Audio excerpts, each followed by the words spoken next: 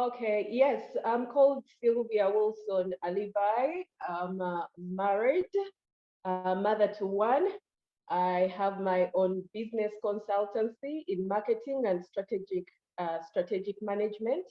But I also work a lot with my husband at his company, Talent Africa, which is a 360 entertainment company. Uh, I consider myself uh, a person that is out there to help the youth, build the young minds, inspire women. I'm very big on women empowerment. I lend my voice to so many issues that affect women. That has been my entire life. I have an organization called Smile with Sly that is targeted towards young people developing their potential, but also women and mothers in less privileged areas in Uganda. We educate about safe motherhood, we educate about women empowerment, women rights all around the country. So I would say that's me. Apart from being a business person, I'm also a hands-on person into creating an impact in society.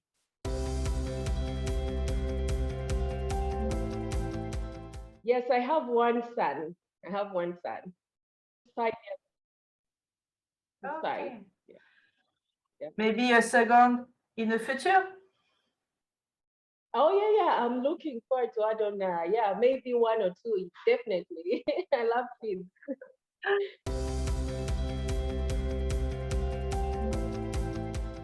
um, I would say my philosophy in life is to try as much as possible, one, to be an impactful human being, to leave a footprint in people's hearts when you're gone.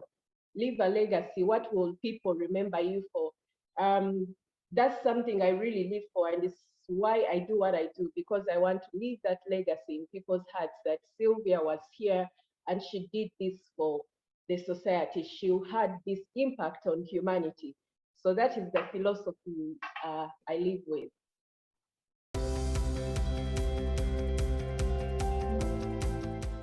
Okay, the most important value I want to teach my son is to be a good person.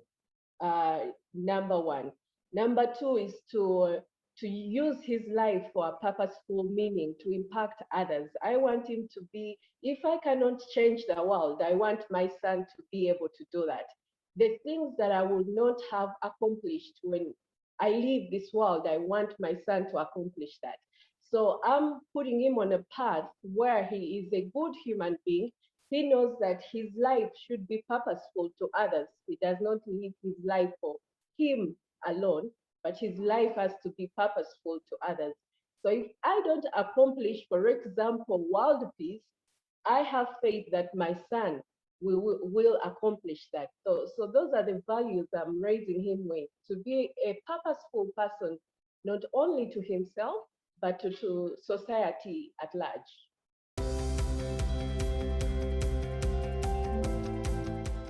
Oh, motherhood for me, definitely. Motherhood is a challenge because there is no school for motherhood. We have schools for beauty queens and you train to do all of that and people mentor you, but there is no one that prepares you for motherhood. And it's different. Motherhood is different from one woman to another. It can never be the same. So even if someone talks to you, you can never comprehend motherhood entirely. It's very challenging. Imagine you have the weight of a whole other human being on your shoulders. No one can ever prepare you for that. And the changes that take place inside your body, outside your body, emotionally, physically, mentally, nothing prepares you for that. So for me, I do find motherhood more challenging, and I'm learning as I go on. I'm having my lessons learned. I've failed in some areas, I've excelled in some areas, and I've really learned a lot from being a mom.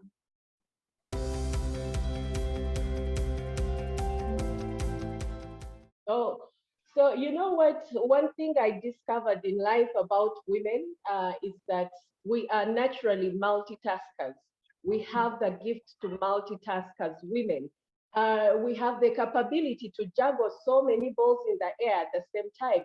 You're able to be a mother, a wife at home, and a business person at the same time.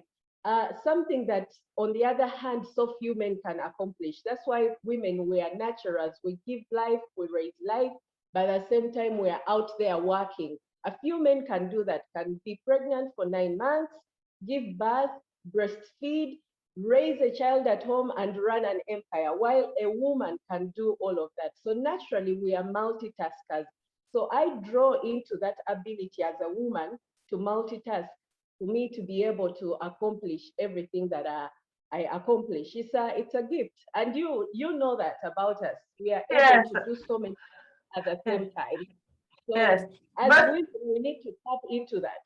And but that's where I tap my energy into to accomplish all that stuff. the man is not multitask.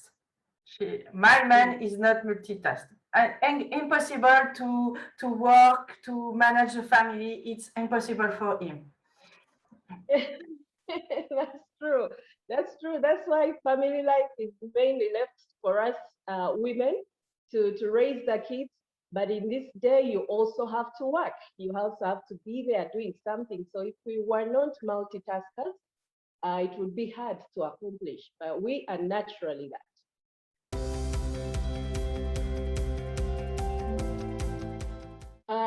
I love to read. I read books because I love knowledge. I'm a person that understands you can never stop learning. Every day you learn something new. So I love reading books. I love researching. I go on the internet. I make various researches about different things. And then the other thing, I love hanging out with my son. Always with him, literally. Even at work, I'm always with him. So when I have free time, I'm teaching him stuff, I'm going through homework with him, or we are playing a game of basketball with him. He loves basketball, and I love playing basketball with my son. So in my free time, those are the things I love to do.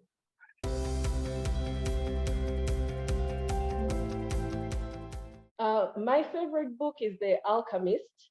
I love that book so much. I don't know if you've read it. Yes, I studied the book in high school. Yeah. Oh, for me, it's life changing. And you know, every few years, you go back and read it and you discover something new in that book. So that's The Alchemist is definitely my number one book. Yes, it's a great book to think about yourself, to think about the world, change the world. It's very interesting book for all idea of changement of the world. That is true. That is true. And you know what they say that every 10 years, if you go back and read The Alchemist, you discover something new. It's for me, it's my number one.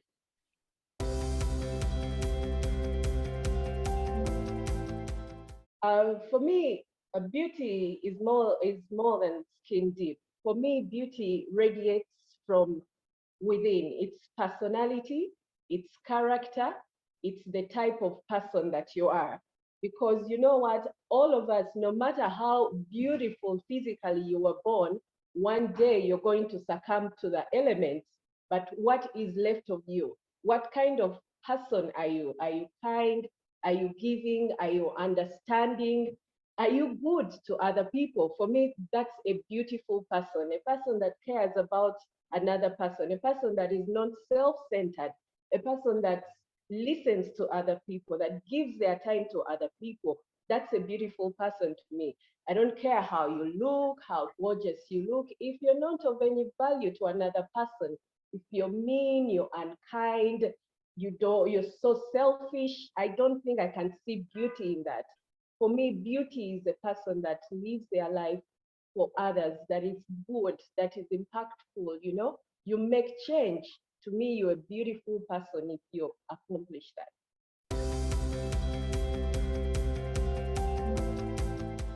Yes, I do. I do, definitely. I have to believe in myself before others believe in me. I, I have to say that I'm a beautiful, confident, intelligent woman before anyone else believes that on me. So I believe in myself for others to believe in me.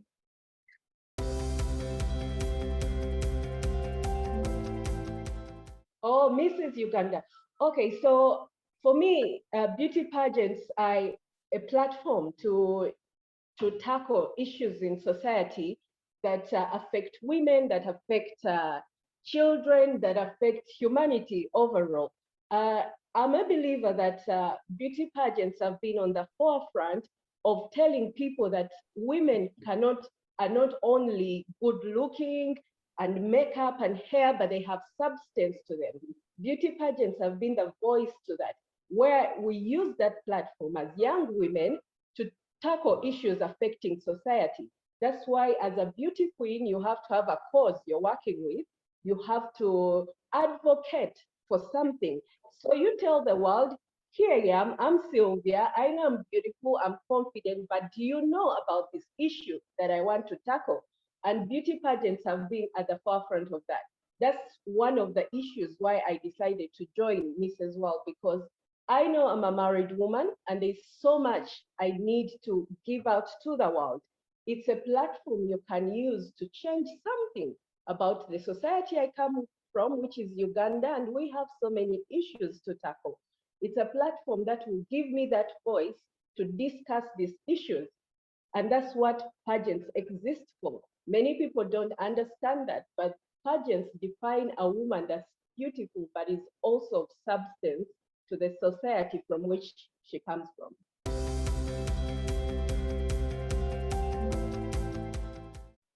That answer will definitely be yes. People are obsessed so much about beauty and looks. That's why we see young people today struggling because of their social interactions on social media. They see all these glamorous people, influencers, putting out these sorts of posts, pictures, and they want to be like that. It's become a major issue. And now we're seeing a lot of people going into surgery, low self-esteem. They've lost so much confidence because of being obsessed with beauty and how you look on the outside. That's why I love pageantry, because now we bring out the other side of beauty, the inner beauty, and that's why pageantry is very important. So yes, I believe we live in a world that is obsessed with outer beauty, and it's actually affecting the young people and how they view themselves and how they feel about themselves, and their esteem and self-confidence is really going down, not knowing that it's what you're able to produce as a person that makes you beautiful. So yes, I would agree that the world is obsessed with physical beauty.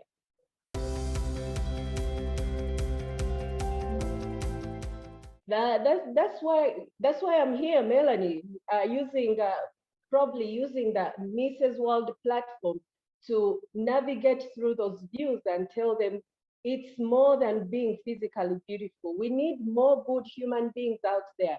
We need help here. We need women that can help change this, or women tackle this issue and that issue. Beauty pageant platform gives you that. You're able to voice the change that you want to see made in society. And that's why young girls see us as models, as role models in their lives, because no, we are not just hair and makeup, but we are telling them things that can affect their lives and how they can change them. It's a beauty queen's purpose to do that, to go down into the community and bring that change that she feels she can make. So I feel that's one of the ways we can change these views. You hold a beauty pageant, there is a beautiful woman who wins, and she uses that stage to make the change that she wants to make. You know that in Miss World, they have the beauty with a purpose. Yes. You have beautiful, but with purpose. Yes. So that is a concept that can change those views. Miss World have a great foundation to caritative activity. She make a lot of event for and she create orphanage, she create hospital for children. It's a great foundation. It's very important. It is, but that's what pageants are about: beauty with a purpose. Yes, and purpose is more important than beauty in Miss World pageant. Definitely, Mélanie, no one will remember you for how beautiful you were, but people will remember you for the impact that you were a part of. And that's what we should all aim for.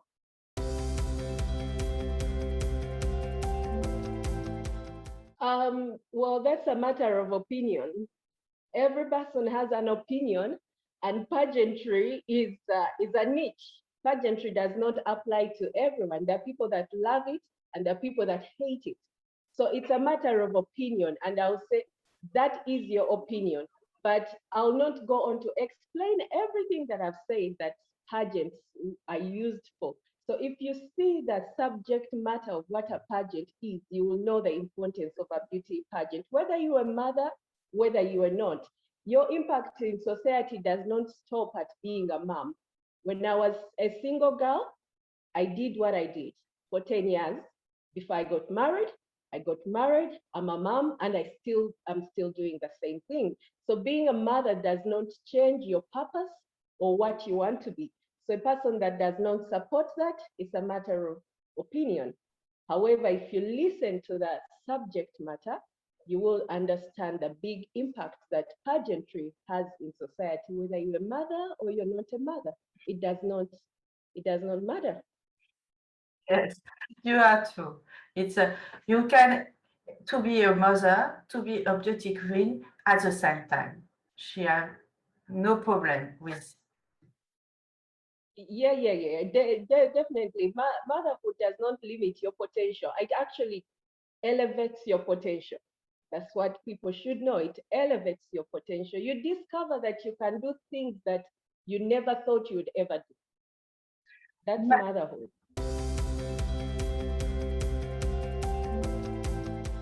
No, it's not my first pageant. I'm actually Miss Uganda. I was Miss Uganda 2011. And then I went to Miss World, and this is my third pageant.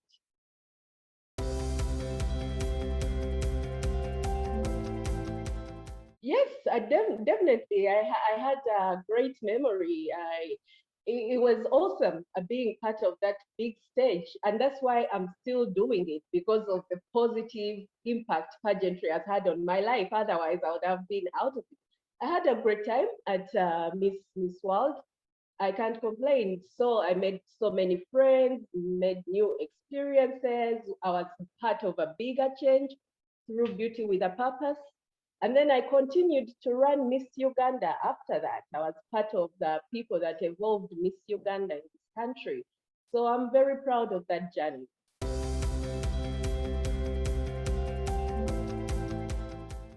The most exciting thing is that you're going to get your voice heard. You're going to get the cause for which you work for heard. For example, when I joined Mrs. World, now people are in tuned to what I'm doing and what cause I'm standing for. Now people are listening because I'm representing Uganda. I wouldn't have had that attention of the people without the Mrs. World platform. Now people are following me, what projects I'm doing, how I'm going to represent my country. So that's one exciting bit of it, that you get the attention of the country to listen to you finally. Then two is the networking. Obviously, it's a chance for me to network globally. You meet queens from all over the world, and you get to be friends with them. You never know, after Mrs. World, we become business partners, we become lifetime friends. You never know who would help you in what part of the world. So it's a good networking platform for women like me. And then it's an adventure, obviously. Life is full of adventures, and why not take this one? Mrs. World is a great adventure for any young woman, any young mother or old, partaking of this pageant. Go out, have an adventure, meet your sister queens, have a good time, represent your country, partake and enjoy life. So for me, those three things get me really excited about it.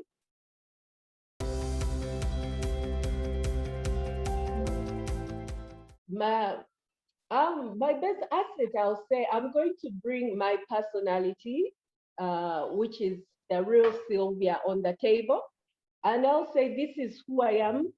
I come from this country. These are the issues that I care about. This is the person that I am. And I will represent all the values that represent me as a girl, as a woman, a married woman, and as a leader in my own society. So it's all about being truthfully me and putting it out there and say, this is me and this is what I stand for, and am I worthy of the Mrs. World crown? And it's to the judges to decide that.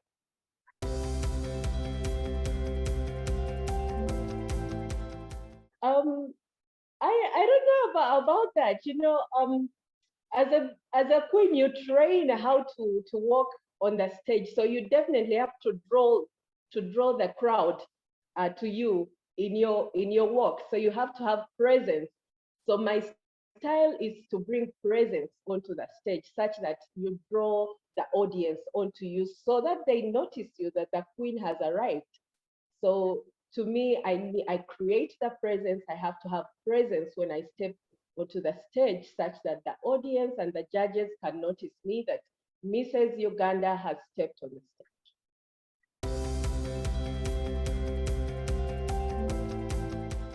Yes, I have, definitely. Yes, I have. Preparation is everything. Preparation is key. For whatever you want to accomplish, you always have to be prepared. Yes, I started my preparation some time ago. Yeah.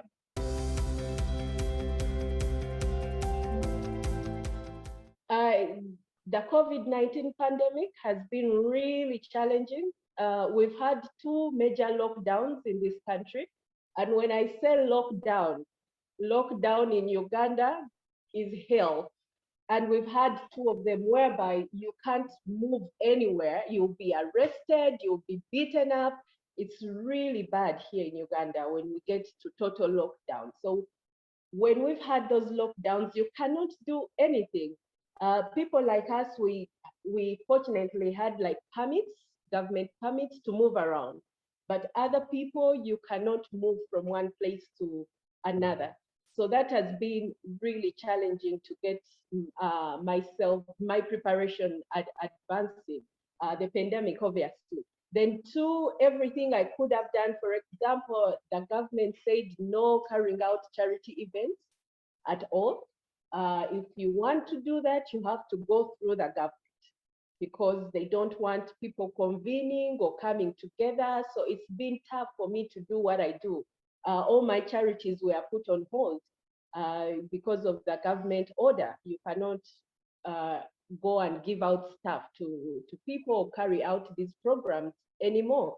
If you want to do that, you have to pass through government. That has been really challenging. And then definitely when there are no events, there is no way of really talking about this journey of Mrs. World. So I've relied so much on social media to put the word out there. Yet without the lockdowns, we would have had events, would have had Mrs. World events, would have had pressers, would have had charity drives, all that kind of thing. And then secondly, getting to designers and makeup artists, hair people to do photo shoots, it's been extremely hard because there is a lockdown in place. So this pandemic has been really challenging for me to get my preparations done, but I'm thinking I'm doing a good job, yeah.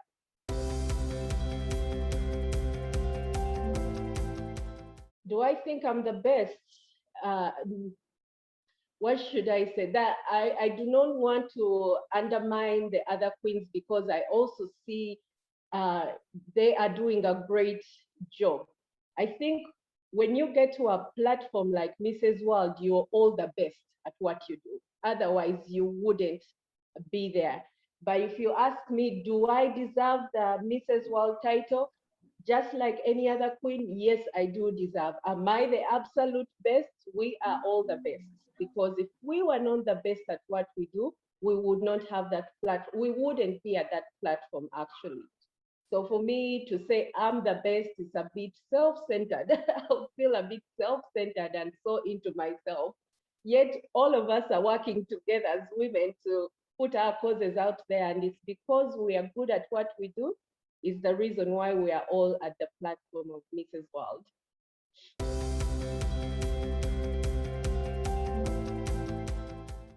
My message would be, number one is believe in yourself. So many of the women don't believe in themselves, that they can do it, that they can accomplish greatness. I want women to believe that you can come from one step to another. By the way, my story is a story of hope from where I come from. I come from very humble beginnings. I was born in the poorest part of this country, and we live in a third world country. And I've been able to overcome so many challenges. I lost my mom at a very tender age, grew up in different orphanages. I was able to go to school, and I've been able to accomplish what I've accomplished because of one thing: believing in the dream, believing in myself that I can do it. I can come from that level of poverty to a level where I can help others. And that's the message I want to take to the world, that you have to believe to make it. You have to believe that you will not be in that situation forever, that you will be a great woman one day. Every woman has a potential to be great.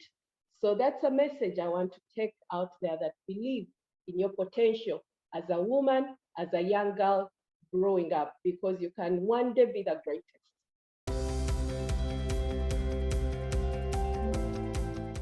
Okay, so I have a lot of advocacy I've been doing. One is with young people, inspiring and mentoring young people in terms of career development. I do that.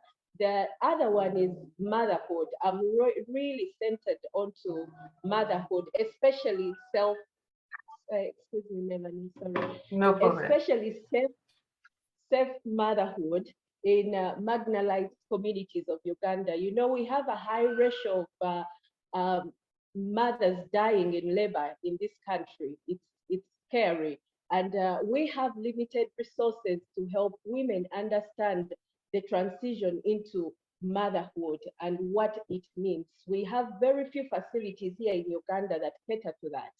And my heart goes out to mothers, and especially single mothers, young mothers, girls that become mothers at a young age. We have an issue of teenage pregnancies here in Uganda. For example, in the first lockdown, 10,000 girls from the ages of 12 to 16 got pregnant. 10,000 in just one region of Uganda. It's crazy out here, and they don't know what, and they're from very poor backgrounds. They don't even know what to do with themselves. Some have been raped by their relatives, by their friends, by their fathers, and these girls have gotten pregnant and they don't know what to do with themselves due to, you know, lack of facilities and information out there. So I'm going to really continue advocating for motherhood, be it safe motherhood, be it knowledge, giving out knowledge on what motherhood really means. And my work with the young people and mentoring young people will also continue, because that's my life. I've made that my life.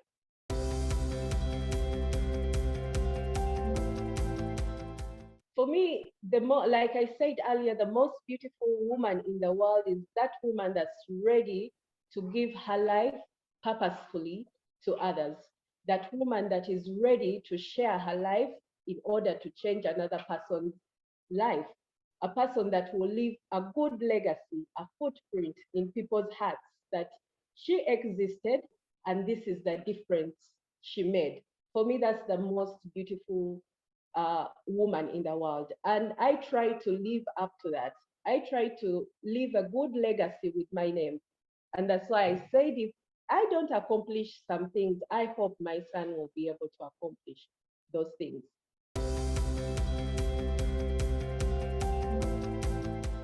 My all-time favorite beauty queen. Okay, so I will start from the recent one, and that is Zozi Tunzi from South Africa, Miss Universe.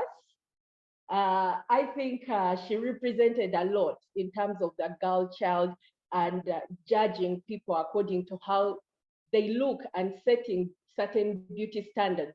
For me, I think Zozi really stood for that women cannot be judged on one beauty standard. There are very various variations of beauty standards. And then the next one, obviously from India, Ashwarya. Ashwarya Rai. I think she's iconic. She's really an iconic woman, and she was really, as Miss World, she was really able to accomplish a lot in the entertainment industry, both in Bollywood and Hollywood. So yeah, for me, those two queens, uh, I look up to them. Yeah. They're symbolic.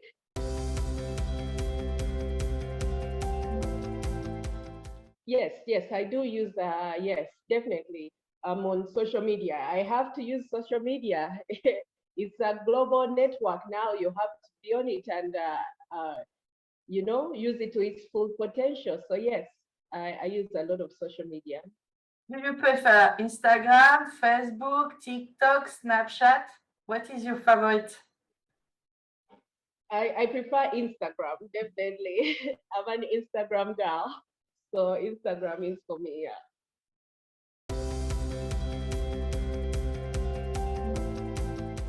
Social media is a very powerful tool. Today, social media can make or destroy someone.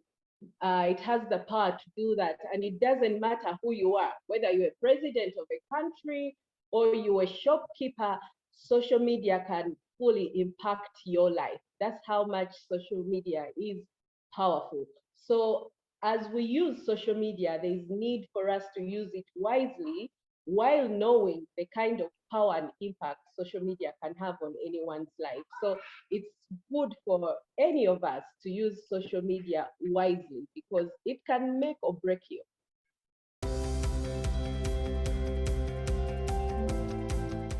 Okay, so one, you have to grow a thick skin. If you're going to be out there with many followers or a public figure like me, you have to develop a thick skin. Don't let people's words get to you. Don't ever take anything personal, and don't engage yourself in wars or with trolls on social media. Say what you have to say and leave it at that.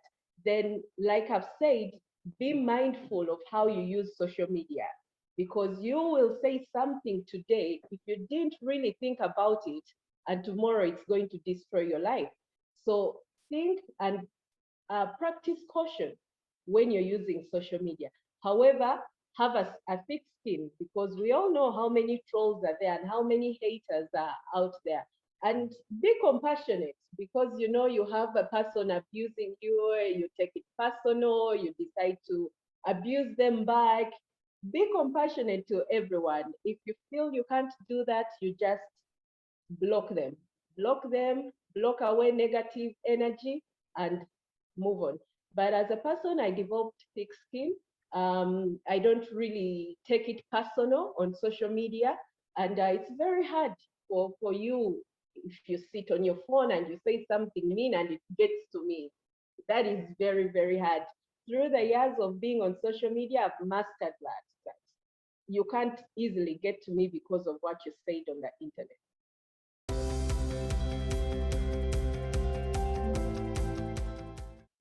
What is wow in my bag? Yes. As in something that is, I don't get that, Mélanie. No item, no wow item. I said this question. Wow, Yes, wow item. I said I talked with Miss Teen Montana USA in few weeks, and I said this question. I asked this question to this girl, and she said me food, and she gave me the bag, and I find protein, drink. It's a refrigerator. It's a fridge. The bag is a fridge. It's a fun question, and I said I pose all candidate. What is wow in your bag? okay. Okay, I think this is what I'll say, sanitizer. Now, since 2020, my bag always has to have sanitizer. So when I meet someone, the first thing is to offer them sanitizer from my bag. So that is one thing now I've really decided walking with anywhere I'm going. And people are always like, why do you always carry a sanitizer in your bag? I'm like, you never know. So maybe that.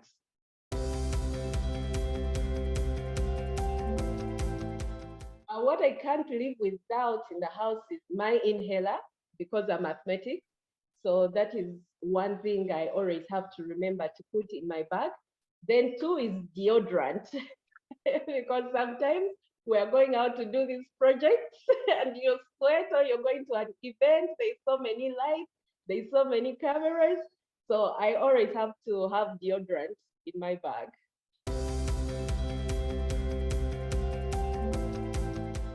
Yes, so Uganda is very popular with its silverback gorillas that are in Western Uganda, in the Bwindi impenetrable forest. That is our #1 tourist attraction. And I mean, these are very mighty animals, and you're very wild, but you're able, with the tour guides and all that, you're able to come so close to them. And it's amazing to be in the presence of such a majestic animal, the silverback.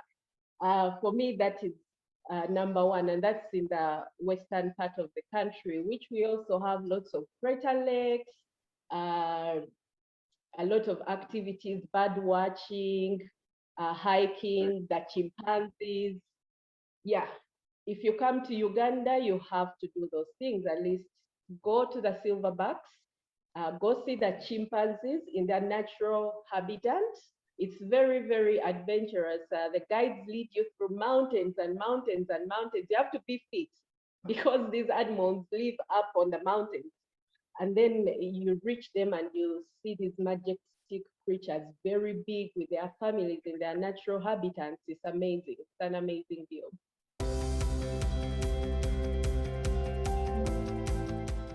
I like the people of my country. I think we are one of the most hospitable people in the world. Ugandans are very loving, are very caring, are very hospitable. There is no one that visits Uganda and doesn't say, I don't like the people of Uganda. We are a poor country, but very humble and very inviting. So it's very warm in this country, both the climate and the people. Then I also love my culture. We have a very rich culture. We have kingdoms, we have kings and queens here. I come from the Buganda kingdom. I have my clan, I have my king, he's called the Kabaka, and we are very, very traditional and cultural people. So when you come to Uganda, you experience a lot of culture that has existed for thousands of years, and you'll see the different kingdoms and the different chiefdoms, and traditions and culture is very rooted in the people of Uganda.